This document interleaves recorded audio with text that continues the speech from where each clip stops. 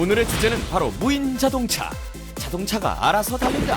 핸들이 스스로 판단해 움직인다. 21세기는 바로 무인 자동차 시대. 운전대를 놓아라. 운전자는 가만히 앉아있으면 된다. 경제에 지대한 영향을 미칠 무인 자동차 시대. 과연 어디까지 왔을까? 오늘의 주제 바로 무인 자동차입니다. 무인 자동차의 의미를 따져보면 사람 없이 자동차 혼자서 움직이는 자동차를 말하는데요.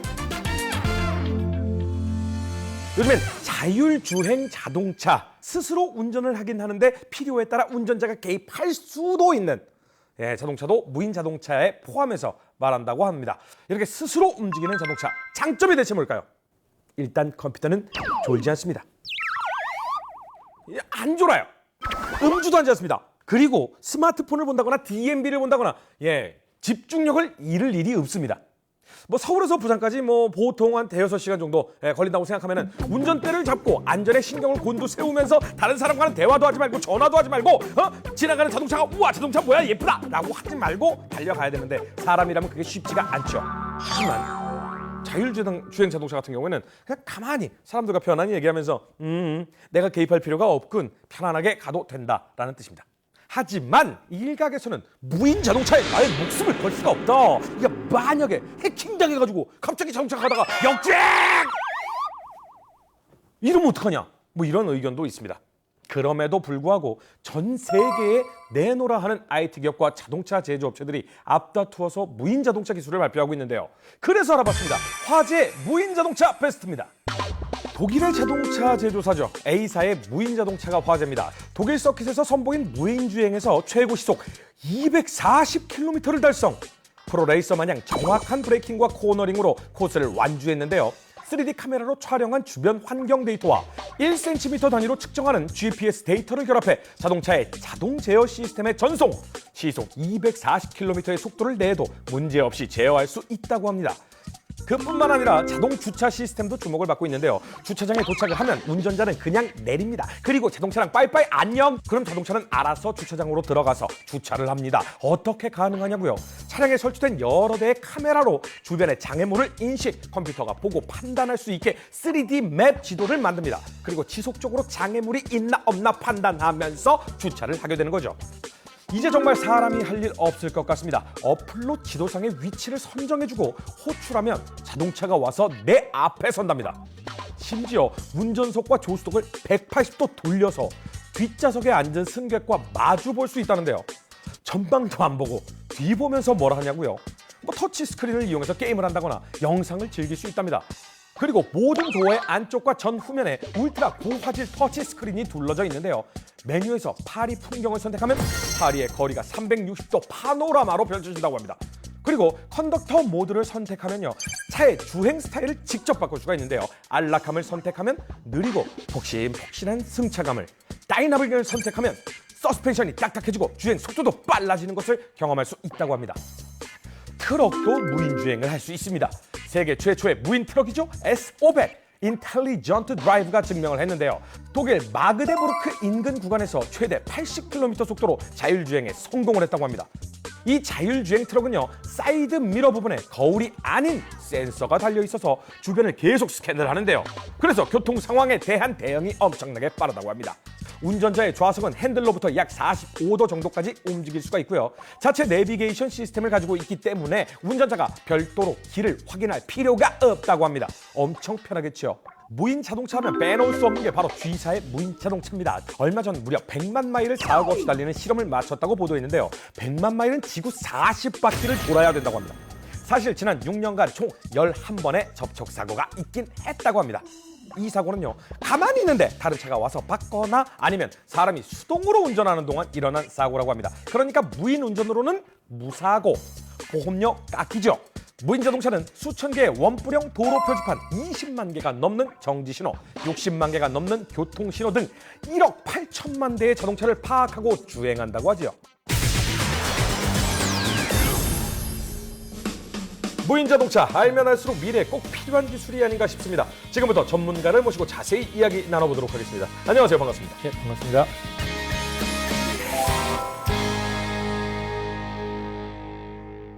정말 많은 무인 자동차가 있지만요. 그래도 이 움직이는 원리는 좀 비슷하지 않을까라는 생각이 드는데요. 혼자 움직이는 거 어떤 원리입니까? 저희가 운전할 때 어디 목적지를 생각하면 이제 어떻게 간다는 일정이 큰 여정이 나옵니다. 네네. 그럼 여정을 이제 조그맣게 분리를 하는데요. 네.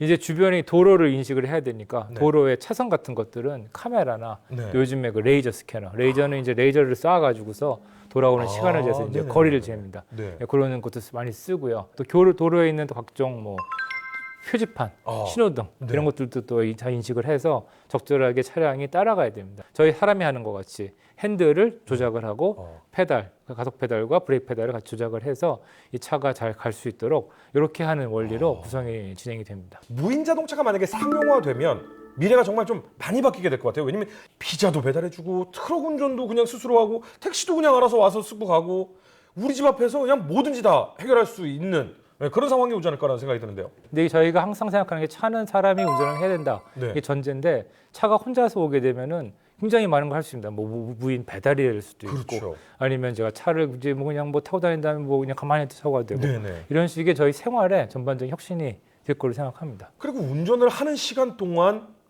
내가 예전에는 운전에 집중을 했어야 되는데 이제는 내 업무를 한다거나 그렇죠. 개인적인 시간을 보낼 수가 있는 거잖아요. 잘 수도 있고. 예. 잘 수도 있고. 그렇죠. 제일 좋네요. 요즘에 나오는 무인차들은 뭐 운전대가 없는 차도 있고, 뭐 최근에 뭐 비사가 개발한 그런 차들 보시면은 네네. 아예 서로 마주 보고서 운전하고 이게 앞으로 이제 응접실 같이 되는 거죠. 네. 자동차가. 사실 무인 운전이라는 것이 편리하다는 것 때문에 개발을 하는 것도 있지만 사고를 줄이는 안전 운전을 위해서 오히려 개발을 한다. 왜? 실제로 사고 위험을 줄이는 효과가 있나요? 무인 자동차라는 게? 그 저희가 얼마 전만 하더라도 그 사람이 기어가 낫다 이 네. 생각을 했었습니다. 그 여전히 사실인데요. 근데 최근에 나오는 이런 센서 같은 것들은 굉장히 성능이 좋아졌습니다. 네네. 사람보다 더 멀리 보고, 더 정확하게 보고, 더 빨리 보고 네. 그렇기 때문에 적어도 주변 환경을 인식하는 정도의 정밀도는 사람보다 더 나아졌어요. 다만 좀 이제 떨어지는 건 네. 이제 복잡한 상황을 판단하는 건데요. 네. 여기도 요즘에 또 연구를 많이 하고 네네. 있습니다. 이렇게 되면은 사람은 이게 전방 주시를 계속 해야 됩니다. 그렇죠. 근데 이제 레이더라는 게 있는 것들, 레이더라는 물건들은 초당 뭐 10번, 네네. 100번 이상 앞차의 거리를 재기 때문에 네. 저희가 그냥 딴 데를 보고 있다가 갑자기 차가 있네 이렇게 되지 그렇죠. 않습니까? 근데 얘는 계속 보고 있기 때문에 사람보다 훨씬 빨리 브레이킹을 걸 수 있죠. 확실히 뭐 이 안전성만 이제 나중에 보강을 한다면 진짜 사람보다 더 안전하다라는 생각이 들 것 같습니다. 국내에서도 현재 무인 자동차 개발을 좀 하고 있죠? 그 우리나라도 한 10년 전부터 그 무인 자동차 대회 그 통해서 대학들이 네. 많이 발전을 했고요. 또 회사들도 많이 개발을 했습니다. 그래서 H사가 최근에 뭐 개발한 차들도 있고 네.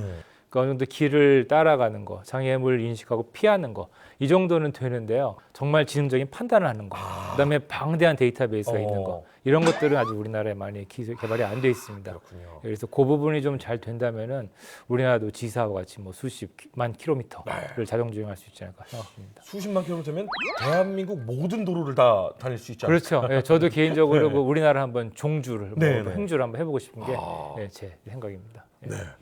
자, 우리나라도 무인 자동차 기술이 상당히 진전을 해 있다, 뭐라고 말씀을 드릴 수가 있는데 저희가 화면으로 한번 준비를 해봤습니다. 국내 무인 자동차 현 시장입니다. 자, 우리나라 자동차 맞습니까? 운전자가 커피를 들고 편안하게 마시고 있습니다. 예, 최근에 그 H사가 공개한 시스템입니다. 이 자율주행 시스템은 사람이 손을 놓고 당연히 그렇게 하겠죠. 뭐 혼자서 주행을 하고요. 조향 보조 시스템이라든가 뭐 스마트 크루즈 컨트롤, 그러니까 앞차가 있으면 속도를 줄이는 이런 시스템들이고요. 그다음에 앞차가 갑자기 쓰면은 긴급 제동을 하는 시스템이 됩니다. 그리고 또 장애물이 나타나면 앞차를 피해서 갈 수도 있고 이런 것들은 이제 혼잡한 도로에서 사람이 계속 앞에 차 보고서 브레이크 밟고 우리나라 막히지 많지 않습니까? 네. 이런 데서 활용을 한다면은 굉장히 편하게 갈 수가 있죠. 자, 이건 자동 주차인가요? 예, 최근에 이 독일의 B사가 그 국내 그 S사랑 연계했는데요. 이 파킹 어시스턴트라고 합니다. 그래서 최근에 많이 유행하는 이 스마트워치를 이용해서 이 차를 딱 인식을 하면 이게 차를 불러올 수 있거든요. 네. 그럼 이제 이 차가 주차장과 이렇게 통신을 합니다. 그래서 차가 자동으로 빈대를 쫙 들어가서 주차를 하고요. 그 다음에 이제 제가 차가 필요하다. 그러면 딱 부릅니다. 그러면은 주인님이 여기 계시니까 지금 좀 나가야겠네. 이렇게 하는 겁니다. 이게 소위 말하는 커넥티드 카라는 건데요. 이런 식으로 활용을 하면은 저희가 굉장히 편하게 주차장을 활용할 수 있는 그런 기능이 되겠습니다. 이것도 우리나라에서 개발한 무인 자동차죠? 예, 맞습니다. 자, 지금 보면은 장애물을 피하는 것 같은데요. 어떤 원리로 피할 수 있는 건가요? 예, 여기 보여드리는 건 저희 연구소에서 개발한 그 네. 유레카 터보라는 차량입니다.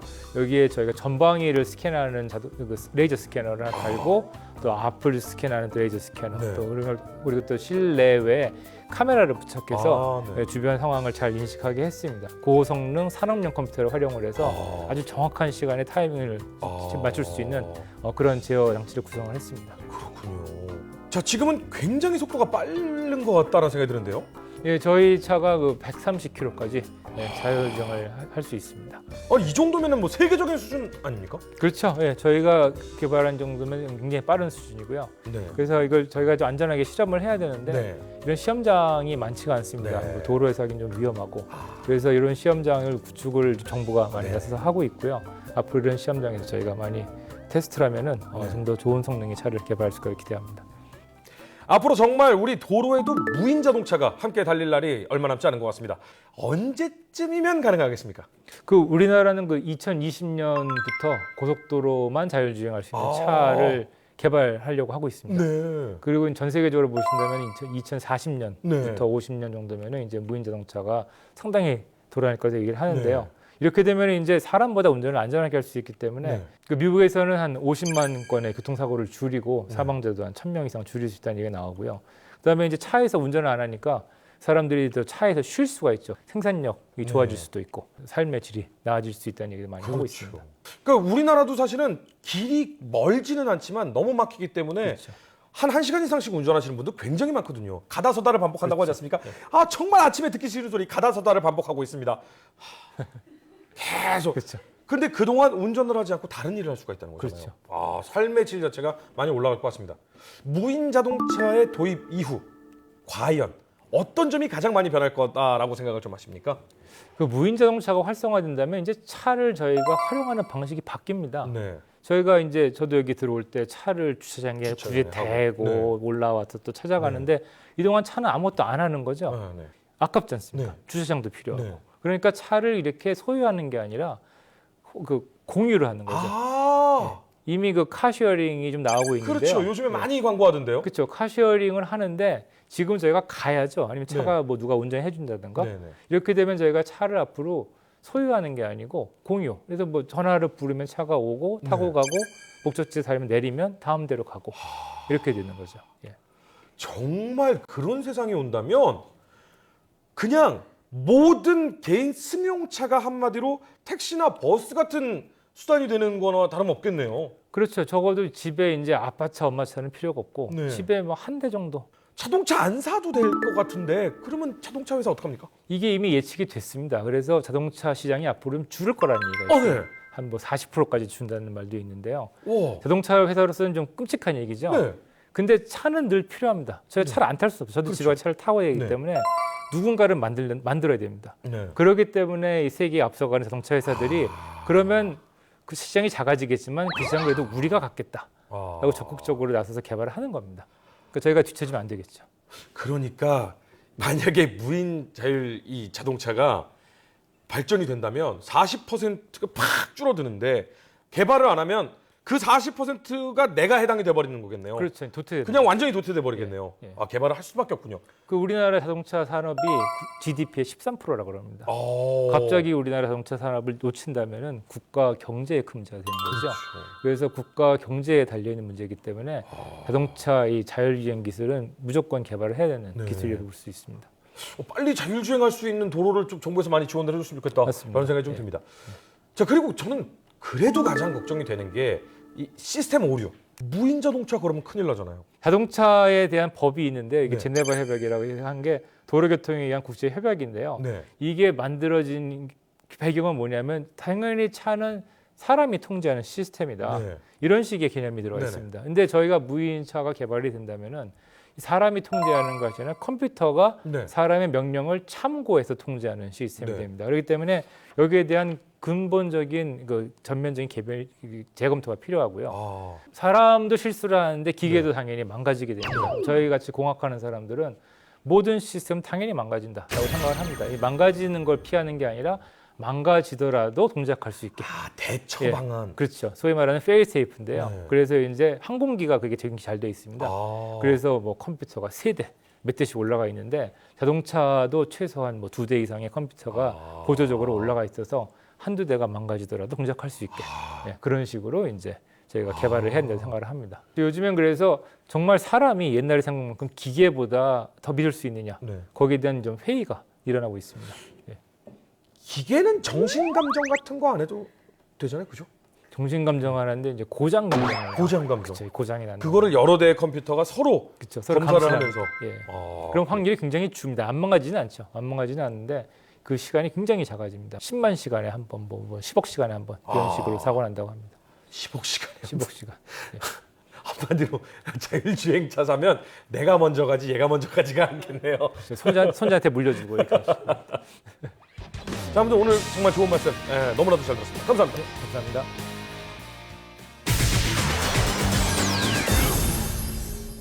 오늘 무인 자동차에 대해 알아봤는데요. 저는 일단 심리적 벽을 넘는 것도 중요할 것 같습니다. 무인 자동차에 온전히 몸을 맡기고 정말 몸과 마음이 릴렉스된 상태로 갈 수가 있어야지요. 계속 불안해가지고 여기서 끼어드는데 앞에 차 있는데 브레이크 이런 생각을 하면서 간다면 무인 자동차의 의미 전혀 없지 않을까요? 자, 물론 보안과 소프트웨어 모두 안전성이 제대로 검증돼야 가능한 거겠죠. 허준의 수다와 함께하는 신개념 IT 명제 TV쇼 다음 주에도 더 핫한 소식으로 돌아오도록 하겠습니다. 저는 차 두면 몸과 마음을 내려놓고 타겠습니다. 감사합니다.